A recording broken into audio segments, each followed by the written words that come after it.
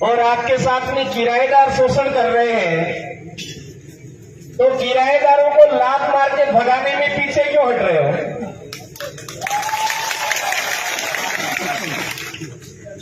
कोई किराएदार हमारे घर में आता है और घर में मालिक के मकान में रह करके मालिक की बहन और मालिक की पत्नी के साथ और मालिक की जो बेटियां हैं उनके साथ में गलत करता है, तो मालिक क्या करता है?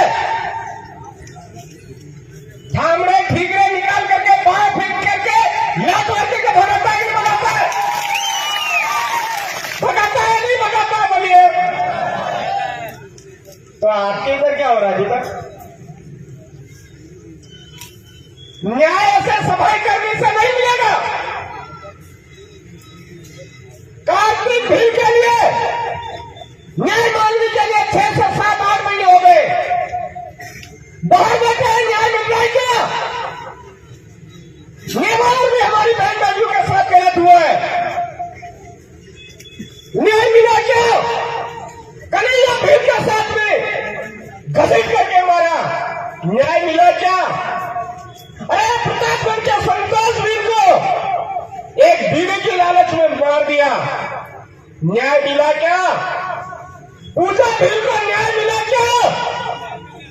अरे हम कब तक इस तरह से बैठे बैठे इंतजार करते रहेंगे, सफाई करते रहेंगे? कोई आएगा और हमको न्याय मिलेगा। हाथों हाथ निपटारा करना पड़ेगा और पीछे इंतजार करना छोड़ दीजिए। और वो समय आ चुका है, हाथों हाथ निपटारा करने का समय आ चुका है। मात्र 3 महीने बचे हैं, 3 महीने बचे हैं मेरे भाइयों। अब तक का जितने भी आक्रोश आपके अंदर है, इन हरामखोरों के आगे हमने न्याय मांग मांग करके बहुत चिल्ला लिया इन हरामों के आगे। अब ये जो किराएदार मालिक बनकर के बैठ गए, उनको वापस जिस तरह से आए थे वैसे वैसे लौटाने की जरूरत है। ये क्या बोलना चाह रहा हूं आपके समझ में आया होगा, नहीं आया तो समझ लीजिए। इस देश पर आगे आगे जो आज बोल रहे हैं हम राजपूत हैं,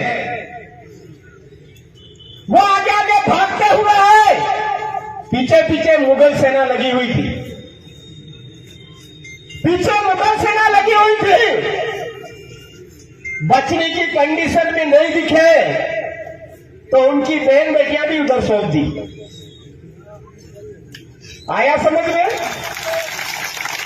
आया समझ में? और इधर है, इधर भीरू के खून ने बोला कोई बात नहीं, बाहर से आइए, भागते है, लेकिन भीरू के इलाके में आए हैं, भीड़ आपकी रक्षा करेगा। बैठिए, आप घर के अंदर खाना खाइए, घर के अंदर बिठा करके जो भागते आए थे उनसे मुकाबला, उनका सिलेक्शन किया, जो पीछे लगे हुए थे उनसे मुकाबला किया, इस इलाके के अंदर नहीं घुसने दिया। 400 साल के राज को खत्म कर दिया। ज्यादा जबरदस्ती करने की कोशिश की इधर, तो 400 साल के राज को खत्म कर दिया। भीलों से टकराने की उनको सजा दी। वैसे जो मेहमान आए थे, धीरे धीरे गद्दारी करके अपने आप में राज तिलक जैसे ही कर दिया तो अपने आप में महान मानने लग गए। अरे खाली प्रताप था, महाराणा प्रताप बनाने वाले भील है। खाली प्रताप था, प्रताप सिंह था, महाराणा के लगवाने वाले भील थे, और उन्हीं भीलों के साथ में आज गद्दारी करने लग गए हैं।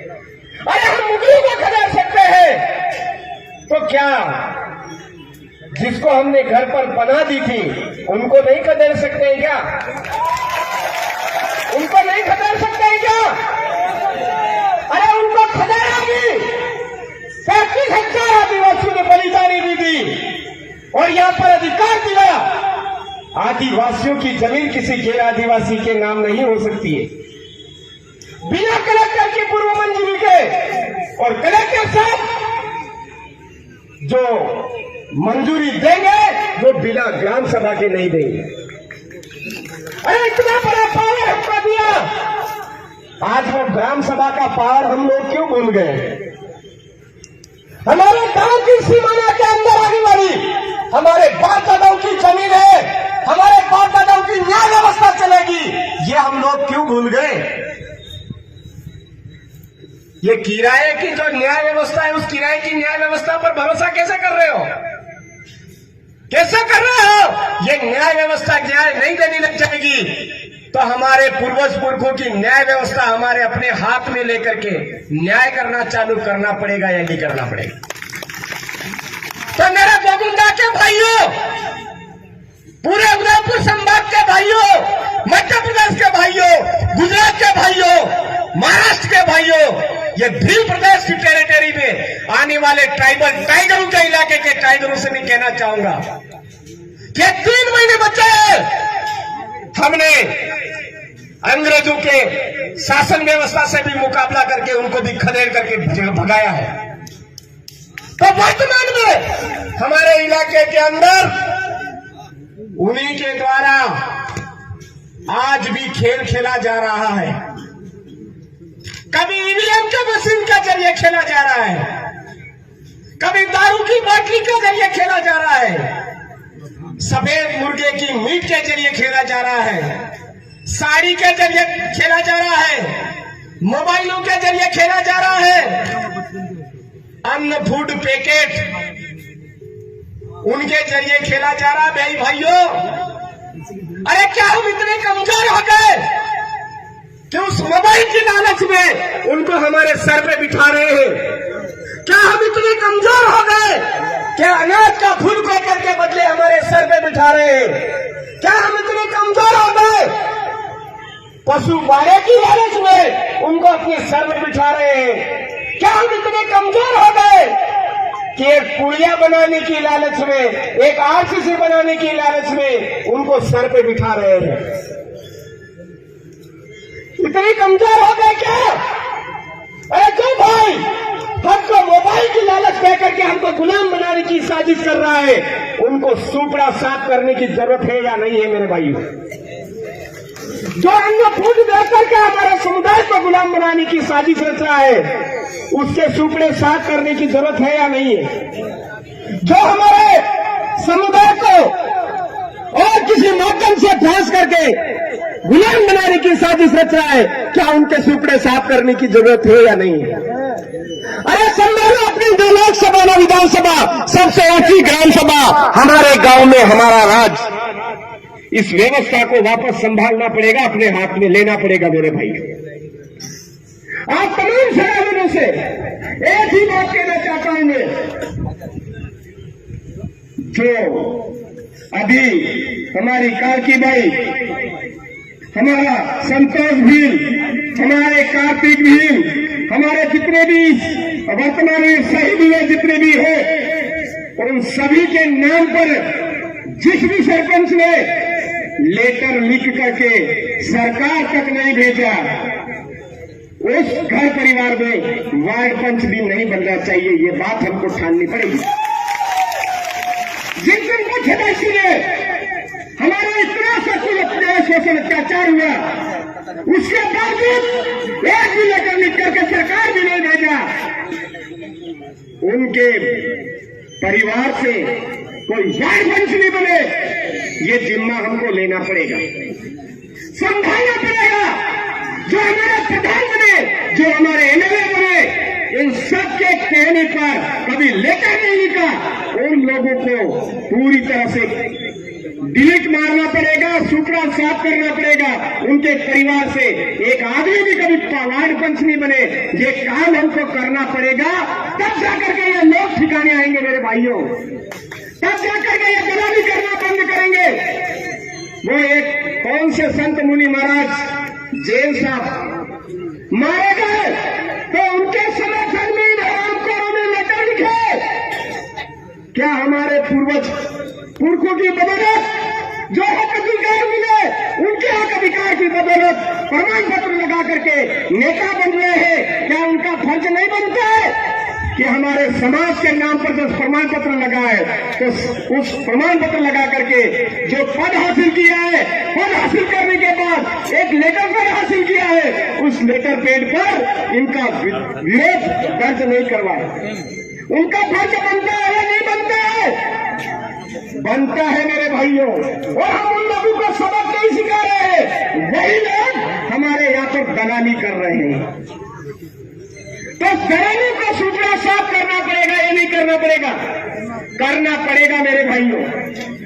अगर आप मरे हुए खून की तरह बैठ करके इंतजार करते रहोगे कि कन्हैया भील का न्याय मिलना चाहिए, कार्तिक भील को न्याय मिलना चाहिए, हमारे कांति बाई को न्याय मिलना चाहिए, ऐसे न्याय मिलने वाला नहीं।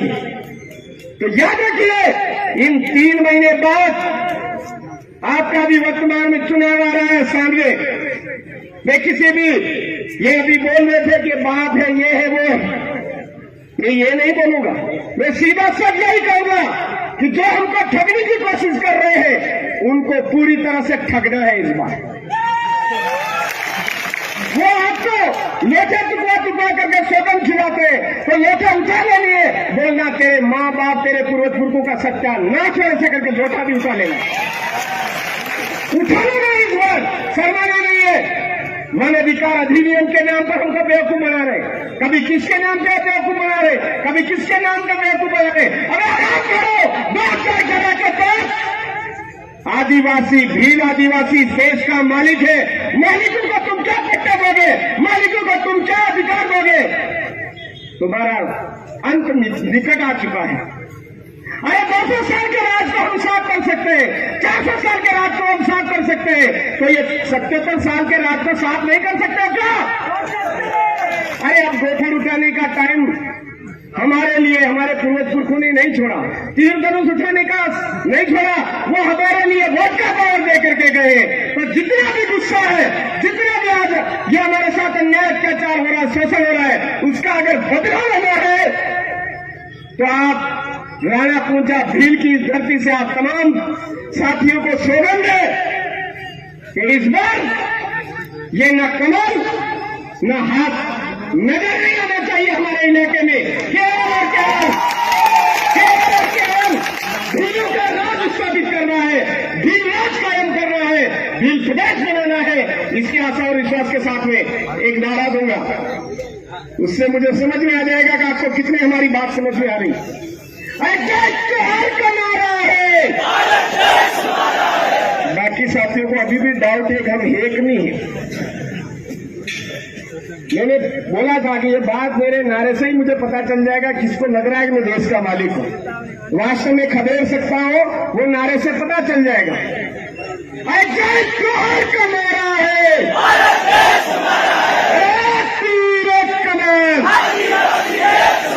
जो जमीन सरकारी बोल रहे हैं आज की तारीख में वो हमारी है, इन किराएदारों की नहीं है। किराएदारों के ठामड़े कैसे फेंकने हैं, कैसे उनका वो करना है, किराएदारों से घर कैसे खाली करवाना है, वो तरीका आपको मैंने बता दिया। अरे जो जमीन सरकारी है, जो जमीन सरकारी है, गोविंदा के भील आदिवासियों को डरने की जरूरत नहीं है। ये छोटे सा आज प्रतिनिधित्व आया है यहां पर खाली। अगर आप पूरी तरह से इस आदिवासी परिवार को समझ जाओगे, समझ चुके हो, तो आने वाले समय में भील प्रदेश का पूरा कारवा इधर आएगा।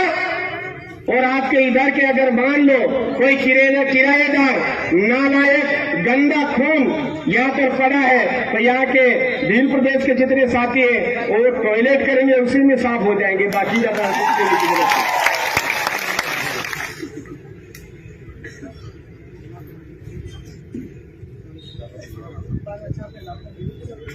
बहुत जबरदस्त बात है।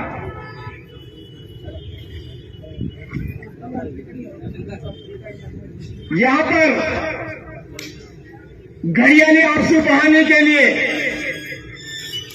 वही नालायक व्यवस्था वाले लोग आए थे इधर। और 5,000 रुपए आर्थिक सहायता दी और 5,000 का पेपर में उन्होंने लाखों में छपवाया। क्या किया? 5,000 रुपए देकर के लाखों में छपवाया।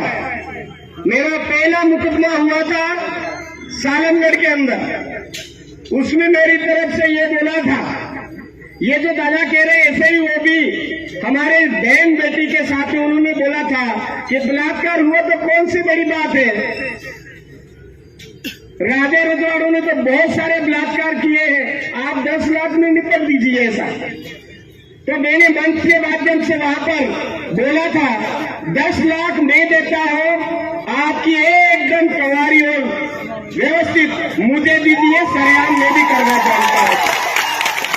पहला मुकदमा ऐसा बोला था, उसकी वजह से हुआ था। एसपी साहब ने मुझे बोला कि इस तरह क्यों भड़क रहे हो, आपके ऊपर ये धारे लग जाएगी, वो धारे लग जाएगी, वो धारे लग जाएगी। मैंने कहा साहब मैंने केवल बोला है उन हरामखोर नालायक गंदे खून ने हमारी बहन बेटी के साथ में किया है, हम समझौता आज तो ठीक है, कभी नहीं करेंगे, कभी नहीं करेंगे। उस टाइम में बोला था